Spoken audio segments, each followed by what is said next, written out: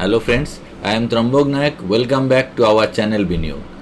আজকে একটা নতুন ধরনের ভিডিও।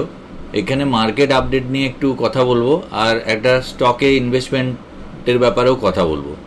তো কারেন্টলি মার্কেট অনেকটা বটম ক্রিয়েট করে অনেকটাই ওপর দিকে এসছে, কিন্তু এখানে একটু সতর্ক থাকা উচিত। আমি আগেও বলেছিলাম যে 2025-এ মার্কেট কিন্তু ভোলাটিলিটি থাকবে আর মার্কেট সাইডওয়েজে বাড়বে। তো যেভাবে মার্কেট বাউন্স ব্যাক করেছে তাতে অনেকটাই স্বস্তির নিঃশ্বাস ফেলা গেছে। কিন্তু এই ধরনের মার্কেট মাঝে মাঝেই আসে। এটা 20% নেগেটিভ জোনের মার্কেটটা ম্যাক্সিমাম 20% পর্যন্তই যেত, এরকমই এক্সপেকটেশন ছিল। তো তাই মোটামুটি হয়েছে। যদি আমরা নিফটির চার্টে দেখি, এখানে দেখুন, এখান থেকে ফল যেটা শুরু হয়েছিল সেখান থেকে ফল যেটা ডিপ লাস্ট করেছিল এখানে 21,735। আমি এই জায়গাতে আমার পুরনো ভিডিওতেও বলেছিলাম যে মার্কেট অলরেডি বটম আউট। তো ম্যাক্সিমাম বটম এইখানে এই সব ডেটে আমি ভিডিও বানিয়েছিলাম তখন। তারপরে একটা জাস্ট একদিনে মার্কেট নিচে পড়েই আবার রিকভারি করে গেছিলো, মানে একটা গ্রিন ক্যান্ডেলই তৈরি করেছে, মানে ক্লোজিং ওপরেই হয়েছে। তো এটাই অ্যাকচুয়ালি মার্কেটের বটম ধরে চলতে পারা যায়। তা এই নিয়ে আমার আগের ভিডিও আছে, আপনারা এই চ্যানেলে দেখে নিতে পারবেন। তো কারেন্টলি যেটা এখন পরিস্থিতি, যে 17% মার্কেট ডাউনের পরে এই মুহূর্তে ওপর থেকে টপ থেকে মার্কেট ডাউন আছে। এখন ট্রেড করছে, আজকে যখন আমি ভিডিও বানাচ্ছি এই বুধবার সকালে, তো 8.17% মোটামুটি ডাউন আছে। তো যেটা সবথেকে বড় ব্যাপার যে এখানে দেখুন, যদি আমি একটা ট্রেন্ড লাইন টানি, এখানে ট্রেন্ড লাইন যদি আমি একটা টানি এই ওপরের টপগুলো ধরে, তো মার্কেটটাতে যখনই এই জায়গাটাতে যখন ব্রেক করলো, এই জায়গাটা থেকে যখন ব্রেক করলো, দেখুন এই টপটা, এই টপ, এই টপ, এই টপ, এই টপটাকে ব্রেক করে একটা রেজিস্ট্যান্স নিয়ে ওপরে বাড়লো। তো তখনই মার্কেটে একটা ভালো সংকেত আসা শুরু হয়েছে। তো এখন যেটা মার্কেটের সিচুয়েশন, এইখানে প্রথমে একটা রেজিস্ট্যান্স জোন ছিল, সেটাকে মার্কেট ভেঙে ওপরে বেরিয়েছে। এখন কারেন্টলি আগের টপটাকে চেজ করছে, এই জায়গায় ট্রেড করছে। দেখুন এই জায়গাটাতে একটা রেজিস্ট্যান্স জোন আছে, এটা যদি ভাঙতে পারে ভালো, নাহলে ম্যাক্সিমাম আমার মনে হয় যে এখানে গিয়ে হয়তো একটা ধাক্কা খাবে, বা এখান থেকেও মার্কেট কিন্তু একটা কারেকশন আসলেও আসতে পারে। তো এই মুহূর্তে একদম তড়িঘড়ি করে কোনো স্টক হিউজ বাড়ছে, সেই সব স্টকে, হাই ফ্লাইং স্টকে হঠাৎ করে রিটার্ন এসছে, সেই সব স্টকে ইনভেস্টমেন্ট করার আগে দুবার চেক করা ভালো। এবং মার্কেটে সবসময় একটা র্যালির পরে আবার একটা রিট্রেসমেন্ট আসে, যে র্যালিটা এখান থেকে একদম বটম থেকে দেখতে গেলে প্রায় একটা 12%-এর র্যালি চলে এসছে।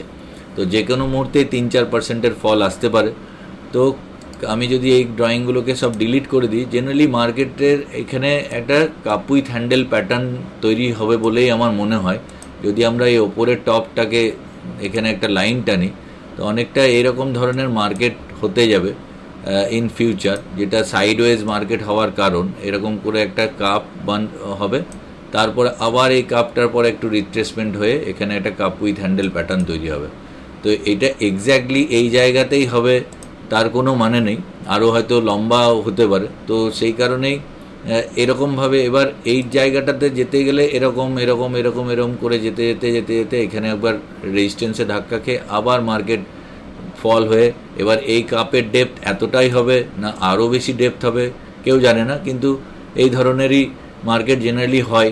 তো এই কাপ উইথ হ্যান্ডেল প্যাটার্নে যেটা অ্যাকচুয়ালি হয়, যে মার্কেটের ম্যাক্সিমাম যেটা ডেপথ, সেই ডেপথটার ওপর দিকে টার্গেট হয়ে যায়, মানে এটা বারবারই দেখা গেছে। তো ওপর দিকে টার্গেট যখনই হয়ে যাবে, নিফটি ক্ষেত্রে আমাদের এখানে টার্গেট উঠে আসছে প্রায় 30,700-র কাছাকাছি।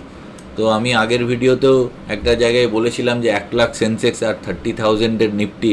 তো সেখানে মোটামুটি এক্সপেক্ট করা যায় যে 2026-এর অক্টোবর থেকে ডিসেম্বর মাসে, মানে আজ থেকে 1.5 বছর পরে এই জায়গাতে তো মার্কেট যাওয়াই উচিত। তো এটা টোটালটাই আমার মত, মানে এটা একান্তই আমার ব্যক্তিগত মত, এরকম নাও ঘটতে পারে। কিন্তু আমার দীর্ঘদিন ধরে যে পড়াশোনা করেছি এবং যেরকম অভিজ্ঞতা আছে এবং আমার গুরুর কাছ থেকে শেখা বিদ্যা অনুযায়ী এরকমই মনে হয় যে মার্কেট অনেকটা এরকমই হতে যাচ্ছে। তাতে কারেন্ট মার্কেট সিচুয়েশনে হাইলি ভোলাটাইল থাকবে, ওপরে যাবে নিচে আসবে, ওপরে যাবে নিচে আসবে, একটা সাইডওয়েজ মার্কেট হবে। তো এই মুহূর্তে মনে করার এরম ব্যাপার নেই যে র্যালি আছে বলে এখান থেকে মার্কেট বাড়তেই থাকবে, মাঝে মাঝে ফল আসবে, এবং এই ফলগুলোতে ভালো ভালো মিউচুয়াল ফান্ড কিনতে পারেন। আর আপনার যদি স্টক মার্কেটে নলেজ থাকে তাহলে আপনার অ্যাডভাইজারের পরামর্শ নিয়ে আপনি স্টকেও ইনভেস্টমেন্ট করতে পারেন, গুড কোয়ালিটি স্টকে ইনভেস্টমেন্ট করতে পারেন।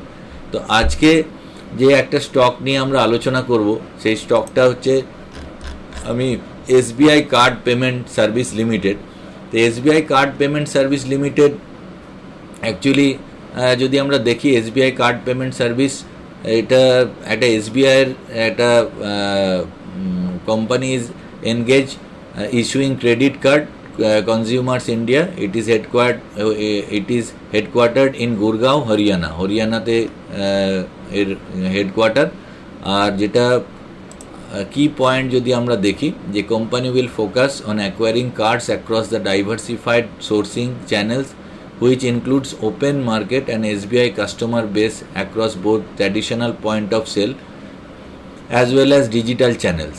তো এসবিআইয়ের একটা সাবসিডিয়ারি কোম্পানি যেখানে এসবিআই কার্ড আজ কোম্পানিটা লিস্টেড ছিল 1998 সালে, কিন্তু মেজর জি ক্যাপিটালের কাছ থেকে স্টেক কিনে মার্চের 2020-তে SBI card became the first pure play credit card company, ইন্ডিয়ার প্রথম pure play credit card company যে স্টক মার্কেটে মানে স্টক এক্সচেঞ্জে লিস্টেড আছে। তো লার্জেস্ট ক্রেডিট কার্ড কোম্পানি এই মুহূর্তে এসবিআই। তো এখানে বিভিন্ন মার্কেট শেয়ারের দিক থেকে দেখতে গেলে কার্ড ইন ফোর্স 18.9 মানে 19% মার্কেট শেয়ার আছে ক্রেডিট কার্ডের এরিয়ায়, এবং স্পেন্সের ক্ষেত্রেও 18.3% মার্কেট শেয়ার আছে, ট্রানজ্যাকশনেও 17.1%। এবার যদি আমরা ফাইন্যান্সিয়ালে চলে আসি, ফাইন্যান্সিয়ালে আসার আগে পি রেশিও যদি দেখি, দেখুন P ratio price two earning ratio যেখানে ছিল আপনার এখানে প্রায় নভেম্বরের 2021-এ প্রাইস টু আর্নিং রেশিও অনেক ওপরে ছিল, এখন প্রায় 42-43 কাছাকাছি, মানে অল টাইম লোয়ের থেকে একটু বেড়েছে।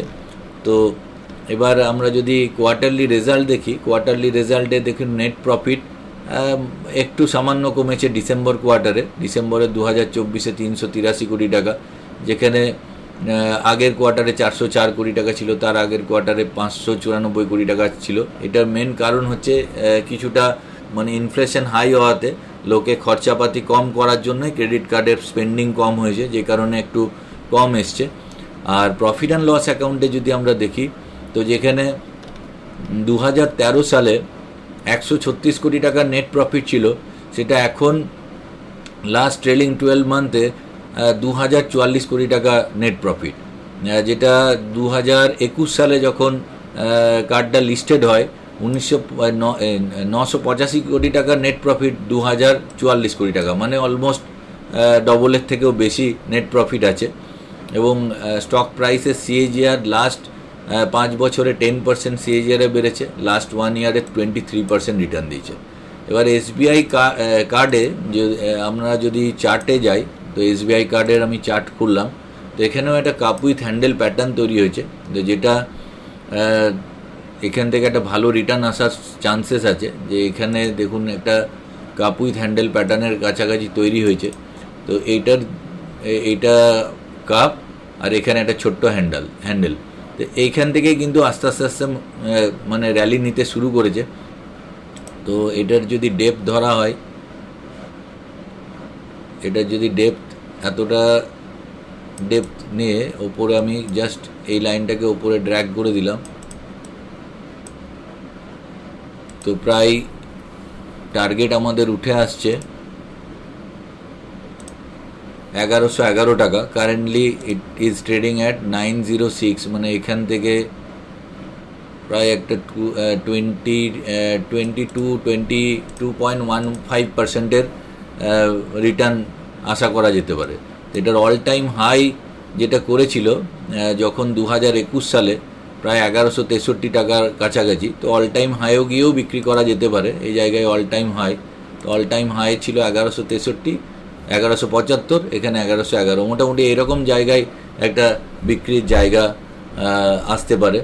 তো যেটা দেখছিলাম 2021 সালে যেখানে 985 কোটি টাকার প্রফিট, সেখানে প্রফিট দুগুণের থেকে বেশি হয়েছে, কিন্তু ওপর থেকে প্রাইস প্রায় 20%-এর মতো ফল আছে এবং একটা চার্ট প্যাটার্নও তৈরি হচ্ছে।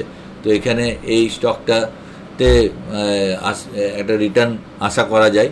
তো আমার এটাই ব্যক্তিগতভাবে মত, তো আপনাদের সঙ্গে যা শেয়ার করলাম। আর এসবিআই কার্ডে ইনভেস্টমেন্ট করার যে মেন কারণগুলো হচ্ছে positive reason to invest SBI card. দেখুন, strong percentage backed by the state bank of India which enhances credibility and customer reach. এই এসবিআইয়ের একটা বিরাট বড় কাস্টমারের রিচ আছে এবং এসবিআই যখন ব্যাকআপে থাকে তখন তার ডেটা থেকে শুরু করে ব্যাঙ্ক থেকেই ক্রেডিট কার্ড সেল হয়। আর গ্রোয়িং ক্রেডিট কার্ড মার্কেট, ইন্ডিয়াতে credit card day by day বাড়ছে এবং অফারিং হাই গ্রোথ পোটেনশিয়াল, যে হাই গ্রোথ পোটেনশিয়াল অফার করে।